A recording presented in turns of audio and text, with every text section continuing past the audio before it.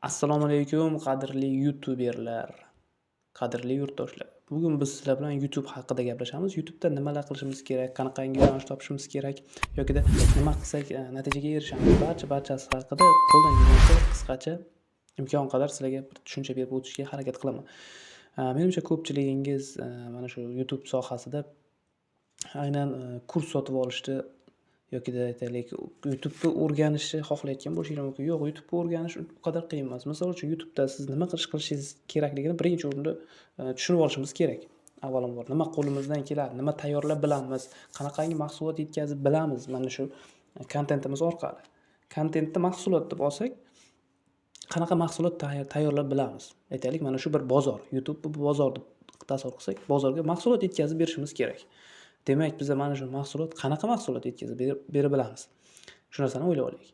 Demak, mana shu YouTube'ga tayyorlayotgan videomizni darajasi qanaqa bo'lishini hozir ko'rib chiqamiz. Masalan, sizga yaxshi g'oya yoki ideya kelmasligi mumkin. Yo'nalish deyishingiz mumkin. Yo'nalish juda ko'p masalan. Mana shu ro'zda mana qaranglar. O'yin yo'nalishi, Oripov akamizni o'yin yo'nalishi bor. Masalan, o'yinlarni o'zi, ya'ni til biladilar. Tarjima qiladi, qanaqadir o'sha ingliz tilida yoki rus tilida chiqadigan so'zlarni ko'pchilik masalan tushunadigan odam bo'lsa, mana shuni o'yinlarni o'ynab ham o'zi kanal qilishi mumkin. Ingliz tilini tushunsa, ingliz tilida kontent qilishi mumkin bemalol o'yinda. Mana futbol yo'nalishi, futbol endi biroz murakkabroq ko'pchilikka aniq. Yoki mana bunaqangi bu AI. Bu ham bir yo'nalish. Buni oladigan bo'lsak, bu hozircha demak, bular Vine bo'lib ketgan, mana bu ham AI, ya'ni sun'iy intellekt orqali qilingan videolar, bu ham bitta yo'nalish deb olishimiz mumkin. Mana bu yerda qaranglar, bu FIFA adashmasam, FC Mobile. FC Mobile bor, FIFA o'zbekcha stream deyapti. Mana bu o'yin yo'nalishi. Bular aytaylik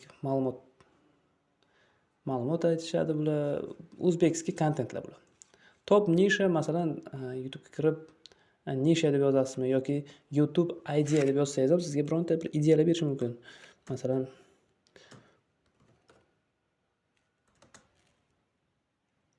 yoki YouTube Trends. YouTube'da o'zida ham trendlarni aytib beradigan o'sha mana shunaqangi chet ellik blogerlar bor. Yana viral nisha deyapti. Masalan, mana bu birinchi 7 kunda mana shunday bomba natija qilishingiz mumkin bo'lgan videolar haqida aytyapti. Asosan bu qanaqangi video? Aytaylik, bu sun'iy intellektni aytayotgan bo'lishi ham mumkin. Yo'q, sun'iy intellekt emas ekan, bu montaj qilyapti. Ko'rib turganingizdek, mana shunaqangi yo'nalishlarni topib olishingiz mumkin. Bu yo'nalishlar sizlarga agar to'g'ri kelmaydigan bo'lsa, demak, boshqa yo'nalish qidirish kerak. Mana yana bitta yo'nalish chiqib keldi. Ko'rib turganingizdek, mana bu mashinalar, shariklar, o'yinchoqlar orqali qilinadigan yo'nalish haqida aytilgan bu yerda. Mana shu videolarni ko'rasiz. Demak, sizga to'g'ri kelmaydi. Mana bu yerda montaj haqida gapirib o'tilgan.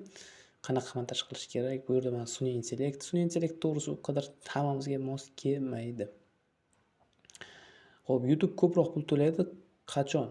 Asosan o'zimiz ishtirok etgan bo'lsak va imkon qadar 100 ifodamiz qatnashgan bo'lsa, yana ham ko'proq pul to'laydi. O'sha dollarda, misol uchun $3 aytaylik yoki $1 $4 $5 pul to'lash kerak bo'lsa, bizning videolarimizga, aynan ingliz til kontentlarimiz uchun, Amerikan kontentlar uchun, agar siz o'zingiz yuz ifodalaringiz bilan qanaqadir videolar chiqarayotgan bo'lsangiz, demak sizga ko'proq pul to'laydi. Ya'ni so'zlashadigan bo'lsangiz yoki gapirib nimalarnidir o'sha tushuntirib berayotgan bo'lsangiz yoki gapirayotgan bo'lsangiz, yana ham ko'proq pul to'laydi. U sun'iy intellektdagi kontentlarga nisbatan. To'g'ri, ular ko'proq ko'rilganiga nisbatan o'sha prebel topayotgan o'sha daromadi yaxshi bo'ladi. Xo'p, ASMR.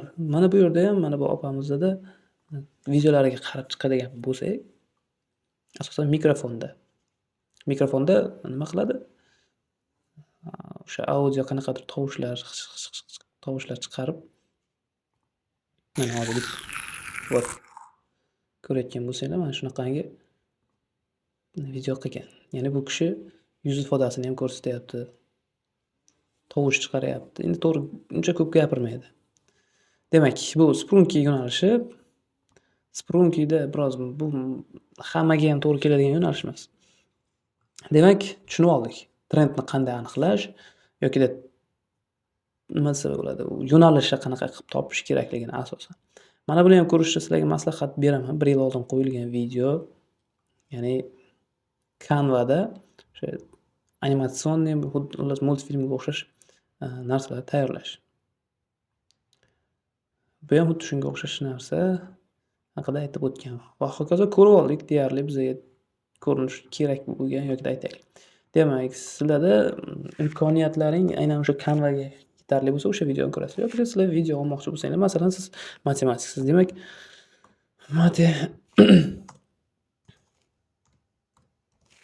matematiksiz, matim deb yozasiz. Xo'p. Videolar chiqib kelyapti. Bir oy oldin qo'yilgan video, bu shorts. Mana bunaqa yo'nalish haqida gapirmoqchi edim men.